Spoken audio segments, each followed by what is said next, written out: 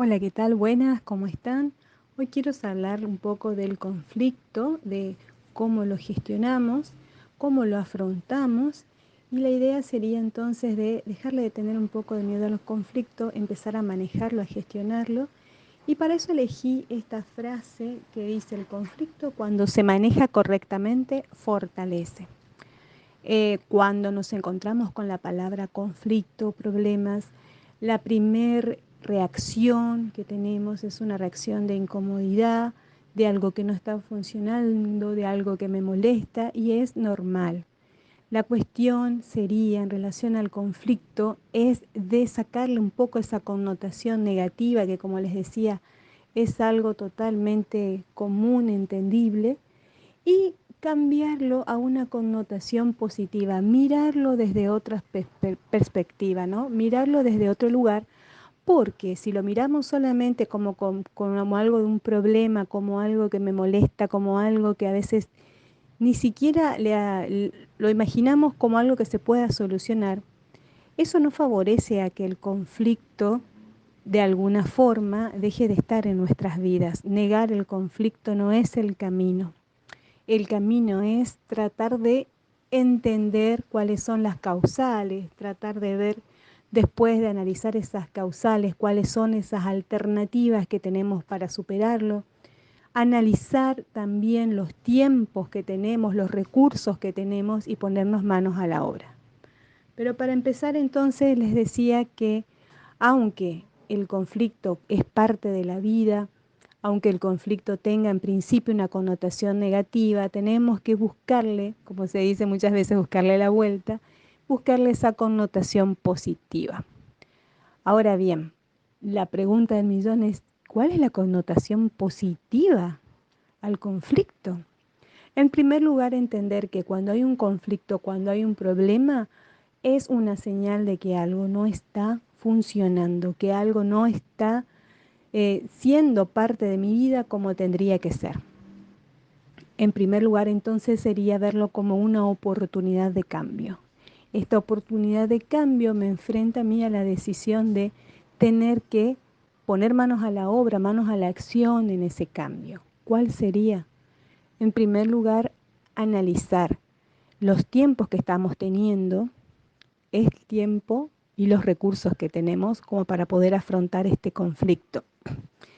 Si es algo que ya tiene vieja data, que generalmente se va, cuando el conflicto se deja, no se lo interviene, no se lo aborda, después de cierto tiempo va creciendo.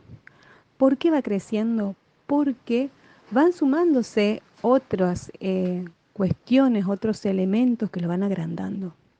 Cuanto más grande el conflicto, más difícil va a ser después de poder gestionarlo y manejarlo. Pero también hay que entender de que para poder manejarlo el conflicto tiene un proceso personal.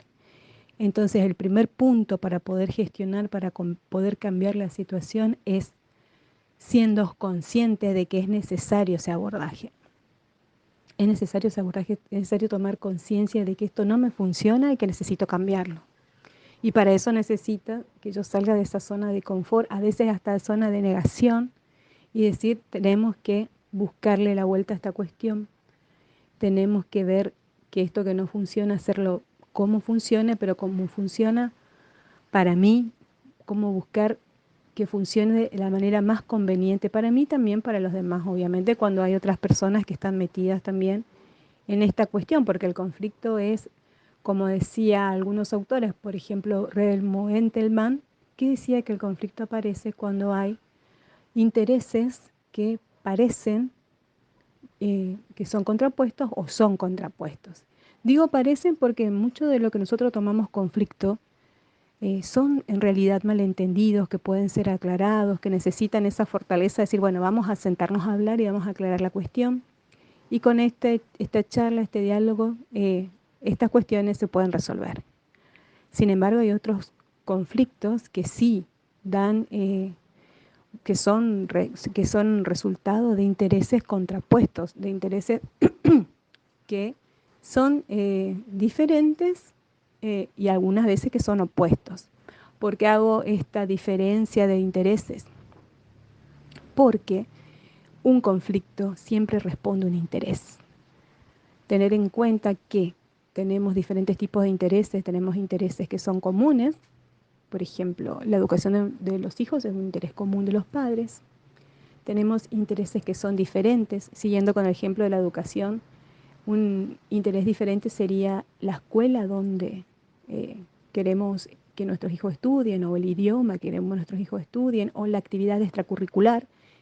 A veces mamá quiere que estudie taekwondo y papá quiere que estudie inglés. Bueno, esos son intereses diferentes que de alguna forma se pueden negociar. Sin embargo, los intereses que sí son a veces un poco más trabajosos de negociar son los intereses opuestos, porque ahí sí tenemos blanco y negro. Y como para poder llegar a un punto medio, a un gris en esta escala, es importante que cada uno de las partes de las personas cedan un poco de su posición, o sea, de lo que quieren para poder llegar a este punto medio. Y eso por eso, como les decía, requiere un poco más de trabajo. Pero volviendo al conflicto, como habíamos hablado al principio, que yo les decía, bueno, primero qué es el conflicto, cómo lo afrontamos, la manera de abordarlo. El primer paso, como les decía, es ser consciente de que es necesario abordarlo y tomar el compromiso de armarnos de valor en este proceso y decir, necesito hacer un cambio, necesito gestionarlo, necesito abordarlo. Pero para abordarlo de la mejor manera, siempre, antes de dar un paso, es sabio también ser consciente de los recursos que tenemos para poder abordarlo. Cuando hablo de recursos, hablo de lo que es tiempo, hablo de lo que es recursos económicos también, hablo de lo que son otro tipo de recursos que son, por ejemplo, cuestiones de distancia, cuestiones de posibilidades, siempre tratando de ser lo más objetivo posible. Acá también es otra cuestión importante para tener en cuenta dentro de los recursos, es la objetividad. Ser realistas también en lo que estoy queriendo y en lo que estoy poniendo en la mesa para poder lograr con el otro que esto llegue a un acuerdo. Porque una cuestión es lo que yo quiero, la intención que tengo y todo lo demás, y otra cosa es la posibilidad real de cumplir con eso que quiero y con eso que con la intención en sí misma. Entonces también tenemos que evaluar estos recursos al momento de plantearnos el manejo efectivo del conflicto. Entonces, yo recomendaría que para poder manejar el conflicto de la mejor manera, en primer lugar, es sentarnos, analizar cuál es el conflicto en cuestión, tener muy en claro cuál es el conflicto en cuestión.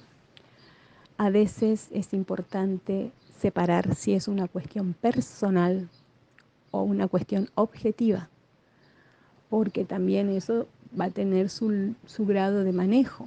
Cuando son cuestiones personales, tenemos que ser conscientes de que muchas veces nuestras pretensiones, más que objetivas, son pretensiones personales, emotivas.